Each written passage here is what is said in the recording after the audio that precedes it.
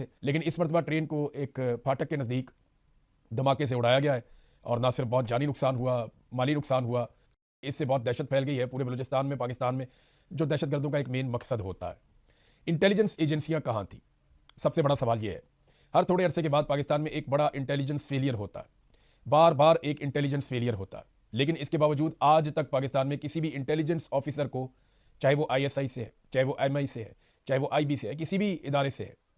کسی بھی ادارے کے انٹیلیجنس آفیسر کو کبھی اکاؤنٹیبل نہیں کیا جاتا۔ ان سے نہیں پوچھا جاتا کہ بتاؤ بھائی یہ تمہیں اتنا بڑا دھماکہ ہو گیا، پتہ کیوں نہیں چلا، اور یہ اتنا بڑا فیلئر ہو گیا، اس کے لیے ذمہ داری قبول کرو۔ تو پاکستان میں ایسا نہیں کیا جاتا۔ دنیا کے مہذب جو ممالک ہیں وہاں پہ انٹیلیجنس افسران خود ہی استعفے دے دیتے ہیں کہ ہم عوام کی حفاظت کرنے میں ناکام رہے، لیکن پاکستان میں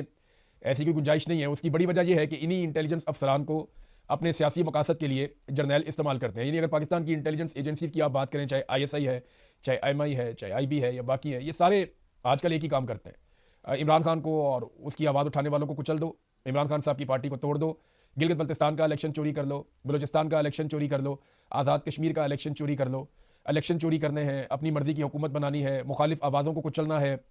میڈیا کی آواز بند کرنی ہے، ججوں کو کیسے کنٹرول کرنا ہے، ان کی آڈیوز ویڈیوز کیسے نکالنی ہے، یہ وہ سارے کام کرتے ہیں جو سیاستدانوں کو کنٹرول کرنے کے لیے، میڈیا کو کنٹرول کرنے کے لیے، عدلیہ کو کنٹرول کرنے کے لیے، بیوروکریسی کو کنٹرول کرنے کے لیے جو کام کرنے پڑے۔ پاکستان کی انٹیلیجنس ایجنسیوں کی زیادہ توجہ ان چیزوں پر ہے، اور دہشت گردی کے معاملات اور دہشت گرد کیا کر رہے ہیں اس طرف صرف اس دن توجہ دی جاتی ہے جس دن دہشت گردی کا واقعہ ہوتا ہے۔